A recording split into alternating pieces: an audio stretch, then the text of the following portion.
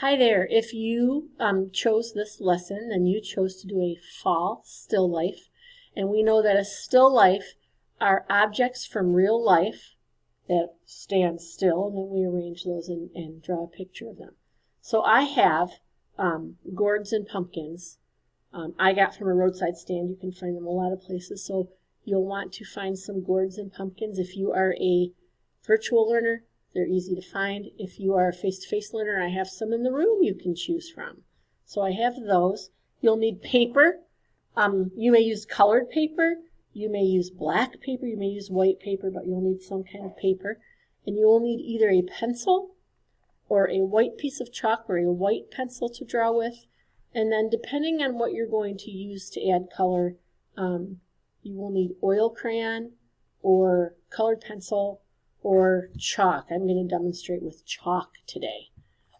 So I've got this small piece of white chalk, and I'm going to start by looking at the still life that's in front of me, and I'm going to start just mapping it out by drawing some shapes.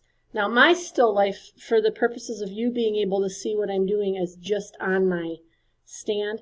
But when you set up a still life, you may want to put a piece of fabric underneath it. You could even put a few other fall objects like some leaves or branches or something with them to make it look really interesting. Some sunflowers maybe. That is up to you.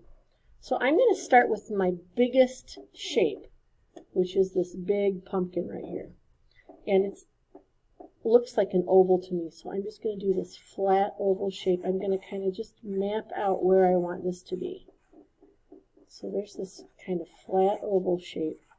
And it stops about here, and when you're drawing a still life, I have this yellow gourd next that looks kind of like a pear. When you're drawing a still life, you kind of put things together a little bit like a puzzle. So I can say, well, this oval comes just a little further than halfway down the pumpkin and stops, and then that's where this pear-shaped gourd comes in, right about here. And if I look at the stem on this pear-shaped gourd, it comes about into my pumpkin just not quite halfway, not really even halfway, like that. Okay, and then I can see down here underneath my pear-shaped gourd is the rest of this oval shape. But then right here I have a smaller pumpkin gourd. These are called the Weeby Littles. I like the Weeby Littles. And it has a stem right inside, and I'm looking and seeing the circle to this pumpkin goes around the back of that stem. The stem is sitting down inside of it, like that. So I moved this over. I drew that Weeby Little, and now I'm going to look right here, and kind of coming from behind the Weeby Little is this green gourd that is kind of pear-shaped, and it goes a little higher than halfway up that big pumpkin, and then it comes down and behind the Weeby Little about a little higher than halfway at the Weeby Little. So you can hear my talk as I draw this, is I'm kind of looking at where it goes halfway or a quarter of a way, and then coming right behind this, I have this gourd that looks like another one of those pumpkins, but it's squatty and it has all the lines in it.